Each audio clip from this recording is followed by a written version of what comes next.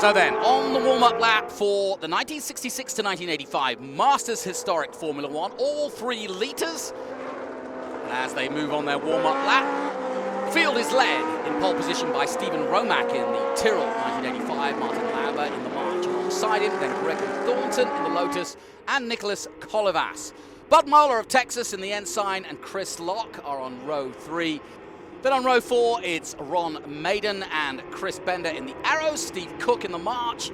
Dalmo de Vasconcelos is also on row 5, and Beaumont Charles Warner on row 6. And at the back, Danny Baker in the McLaren M23 and James Hargan in the Tyrrell 01. It's going to be interesting to see them come through from the back as we head now to our rolling start. Beautiful sound. Here we go, across the line, the green flag waves, and away we go. Formula One in action here at Sonoma. And just as we did yesterday, the Tyrrell straight off and running. Stephen Romack at the wheel of the number 43 Tyrrell. He won the race yesterday, followed by Greg Thornton and Nicholas Colivas. In that Lotus 82, the JPS coloured black and silver, there it is, and then the Jägermeister sponsored car of Martin Lauber in the number 9. In fact, well, I've got 2 number 9s down here, so we'll see who's actually driving it. But I've got Andrew Walt in the March 741. But either way, no disputing who's at the front, but it is Greg Thornton who's just got into 2nd place in that Lotus. And he said he was exhausted. He said this is a really demanding circuit for one of these cars, and I can imagine it would be. Usually historic races are run not at flat circuits, but at circuits that don't demand quite as much from these older cars. And as you can see, they're not holding back. Greg Thornton, an FIA historic world champion in his own right, looking to put some pressure on here and put a race together as they cross the line again. The first lap of 1:35.1, and in fact Greg Thornton a 1:34.8, so not holding back at all. And this is a glorious sight. Martin Lauber in the number 9 in 3rd place, ahead of Nicholas Colivas. Bud Moeller in 5th, the man from Texas. Bud driving the Ensign, the MN 179.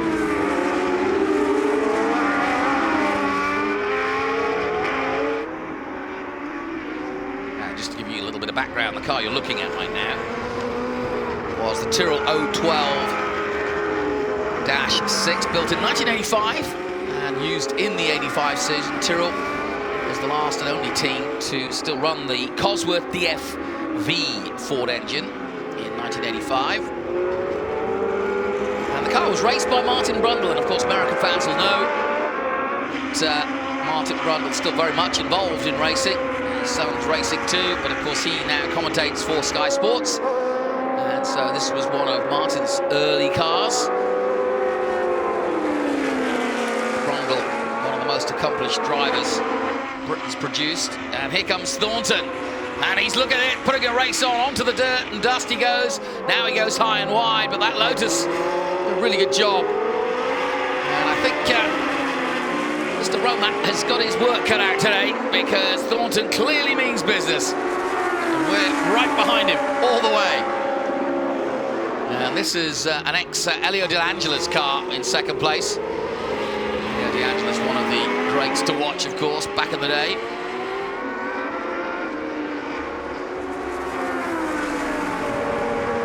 Carbon composite monocoque, and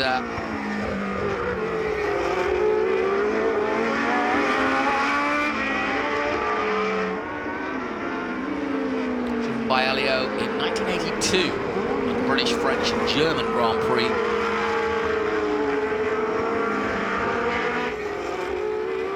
And like I said, 3 litres, these cars, 8-cylinder, 180 miles an hour top speed. Certainly in the Lotus's case, about 500 brake horsepower. So quite a handful, you'd have to say. Now let's have a look further back down to this group. And we've got some really, really beautiful cars out here from period. That's the number 29 of Chris Bender.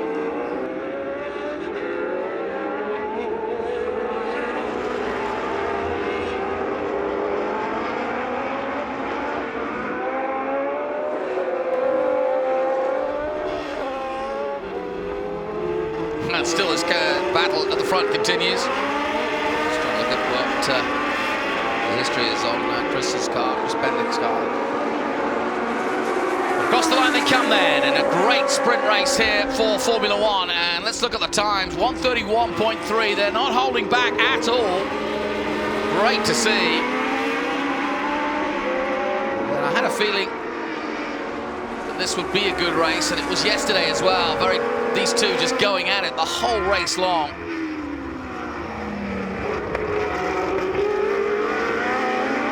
Thornton really putting the car through its paces. Ron Maiden a little further down in the 51. He's got a 77. Chris Bender was in the Arrows. That's what I was looking at, the 1983 Arrows. So here they come, and if they're not careful, they're going to start catching up with back markers. Danny Baker's in this group as well. Or in this field as well, I should say, in 7th position in the number 30.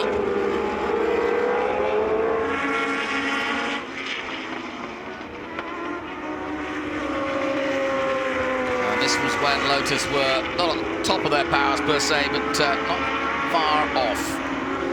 And of course, Lotus now has split, gone in different directions, but effectively, the car you see that Renault are running now was the forerunner to Lotus F1 team. Now, of course, the colours now back in Formula One with Haas in their high energy with that black and gold. So a lot of people have compared the classic JPS colours that you're looking at now, leading the way. Greg Thornton now in the lead. John Player Special. I used to remember Emerson Fittipaldi, even Mario Andretti driving in these colours.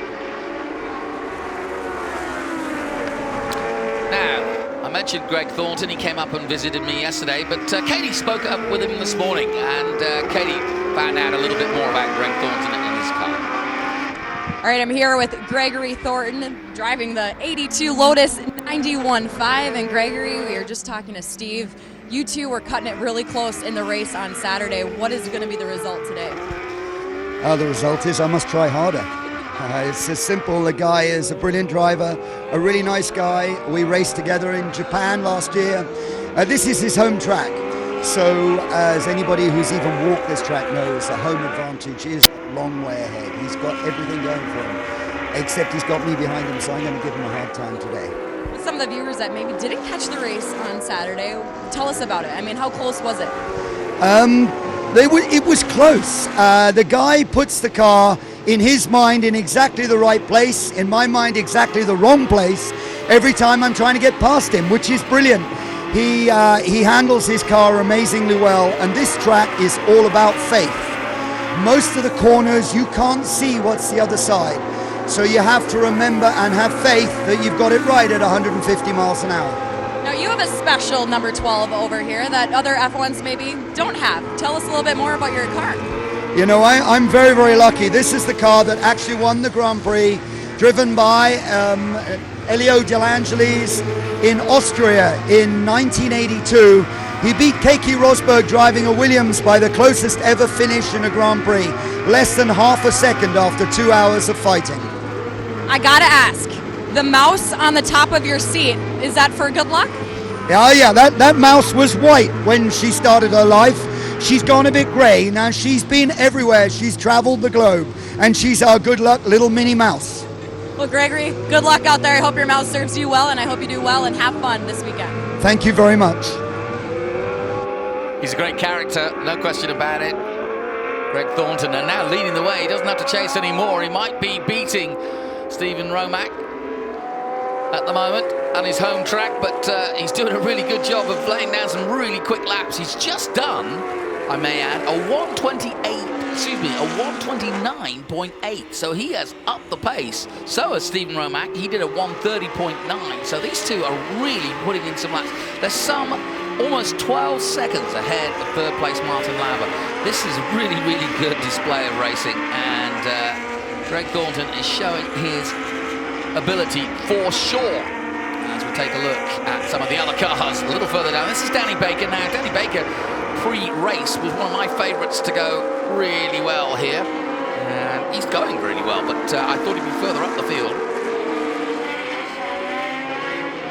He's driving the McLaren M23, which is before the race weekend. They said, oh, that's going to be a quick car.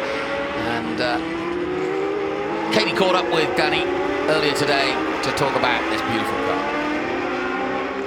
We're with Danny Baker, the driver of the 1976 McLaren M23, and man, that thing is fast. I want to know, yesterday and the day before, you've been taking this around the track already. How was that car to handle out there? This car is, I mean, it's awesome, right? The Formula One cars are great. We got 500 horsepower. We got some downforce, even though it's 76 downforce, but it's still awesome. This particular car is an absolute beast. It's got a super wide stance to it, so I feel like I need to go back to the gym every time I get out of it, because after 4 or 5 laps, I'm like, oh shit, it's working me pretty good.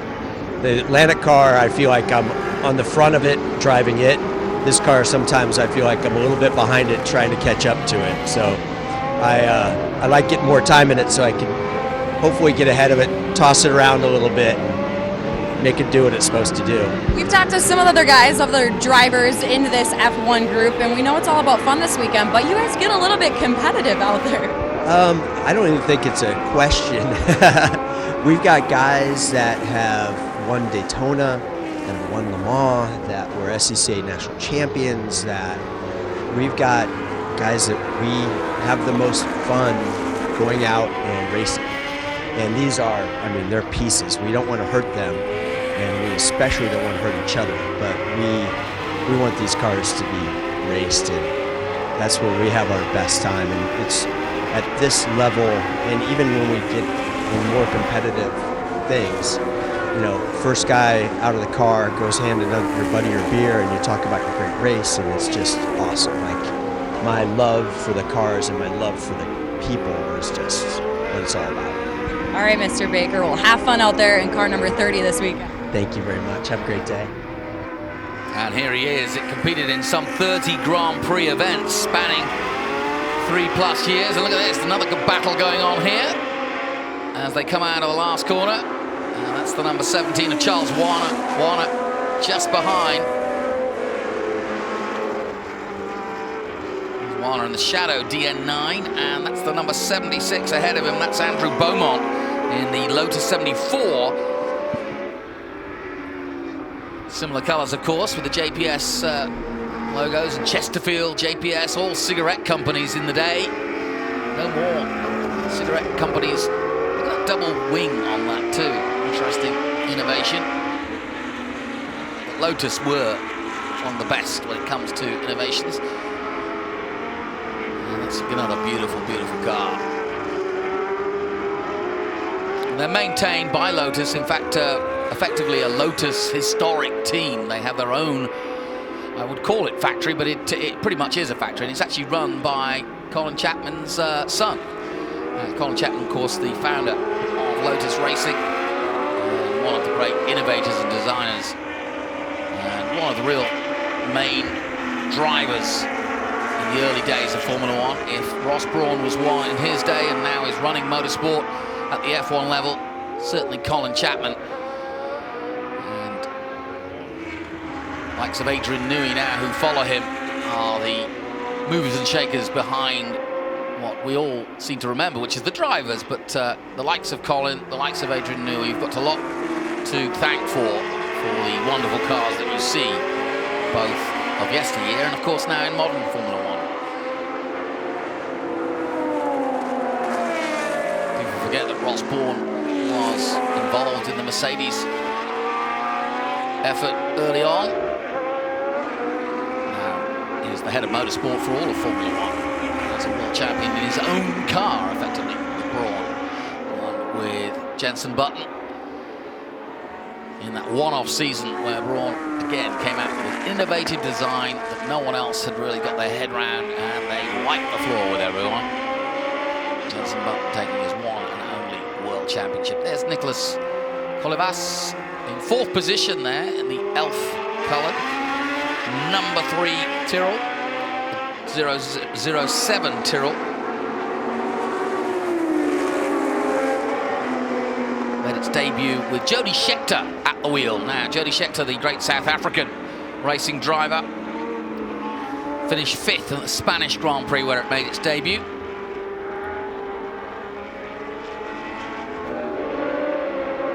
And here comes the number 10 of Steve Cook. Steve Cook driving the March 721G. And in fact, Steve Cook's another man we spoke to about this lovely 1972 March. Here's Kate. Steve, you're driving a 1972. This is the oldest car out of the F1s, but you still managed to finish 8th yesterday. Yeah, finished in the middle of the group. You know, we've been working on the car for a while, adapting it to this racetrack, and we made some changes yesterday and again this morning and last night. We're hoping for a little better, but it is kind of fun to chase the other guys down in the better car, so it's... I wish we had some more of the old cars out again, because they're all different and goofy looking, so... Now, with this older car, what's probably the hardest thing that, you know, viewers wouldn't know how it is to drive? The hardest part of this car is it has really terrible aerodynamic wings and downforce. The wing is really low and short to the car. It's not really in the wind like later McLarens are, so it doesn't have the aero downforce.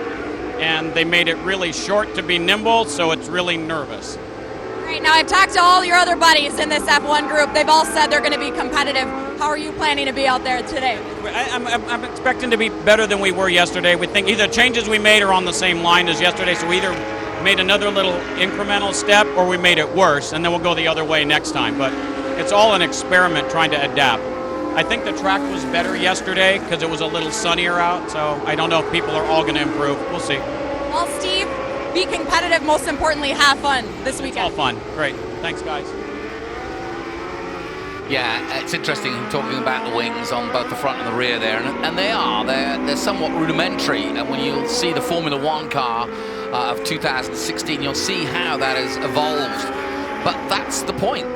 These were the pioneers of the wings and getting downforce, and this is the battle we're watching for 7th place. So what you're looking at here is how Formula One evolved into trying to get more downforce, trying to get more mechanical grip from each and every car that they developed. And at times they got it right, at times they got it wrong, but that's the point, is that Formula One, just like any sport, developed, and the designers just kept on designing and trying to find ways of improving the downforce. And of course the rules would change too, as they do still into this modern day. As we look at Ron Maiden, who we mentioned earlier, is responsible for putting all these cars together here to run in the USA. And they do run. I was listening to the schedule yesterday of these cars, and they really do. They race at Road America, they race at Indianapolis. They'll also be racing these cars at the Formula One event in November.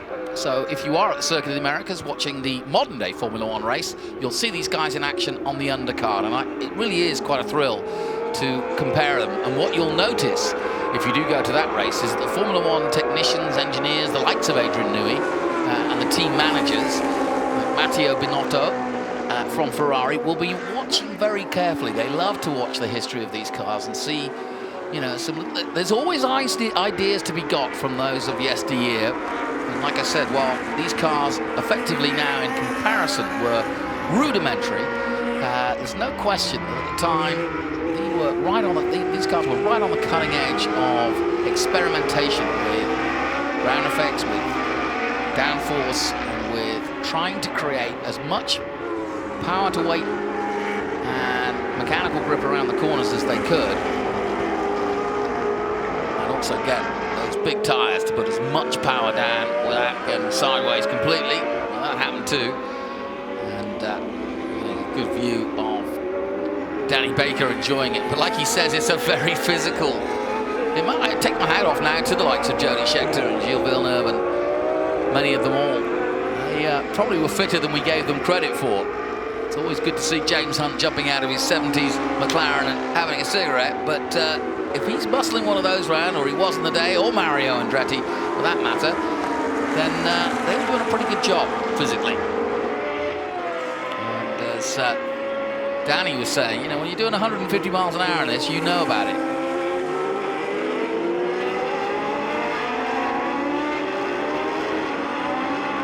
And that 72 march we were just talking about, Danny was driving. He was in the 1972 World Championship, both in the 721 and the 721X. But not the most successful. Ronnie Peterson, Nicky Lauda.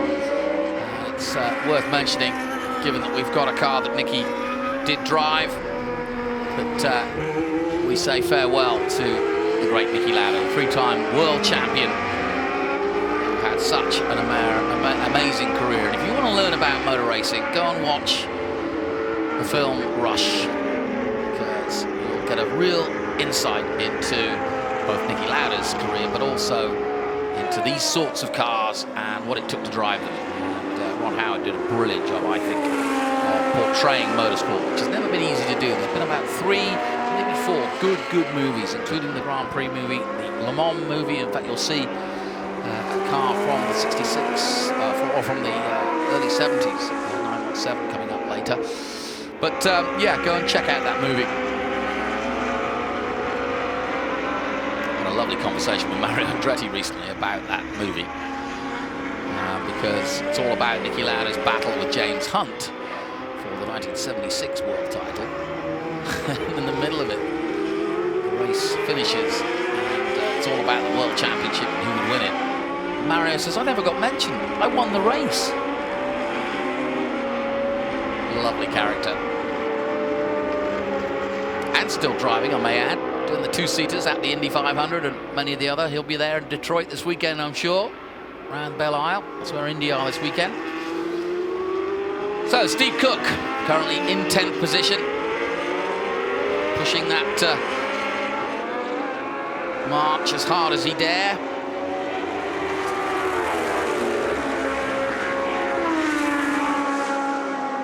Beautiful, beautiful sound. We'll hear the modern-day Formula One hybrid sound soon, but I still don't think it compares to the roar of these beautiful cars. And look at the oversteer he's getting, how he's fighting that car, Stephen Romac.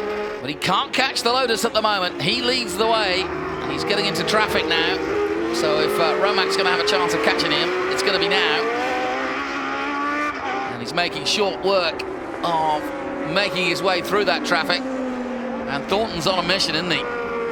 Determined to take a win this weekend. And as you heard from him earlier, he's raced against Stephen before in Japan. So these guys race all over the world with a very, very busy schedule. So these cars are hardly on the shelf or in a museum at any time. They're racing full on, and I think it's great and inspiring to see this moving history. We heard Lynn St. James talking earlier about the RPM Institute effectively trying to get young engineers and get people interested in this, the older cars and the simple engineering, or more simple engineering than the current cars,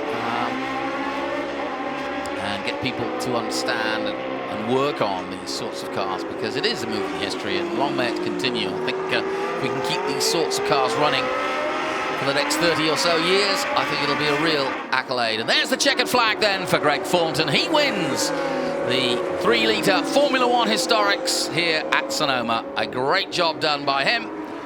And Stephen Romac taking 2nd place in the Tyrrell. And yes, a little bit of a wave of congratulations. But I think Greg will be full of it after that. Here comes the number 3, Nicholas Colivas, in the Tyrrell in 4th position. He'll cross the line there, just ahead of Bodmola and James Hagen in 6th position. Ron Maiden looks as though he's going to finish in 7th.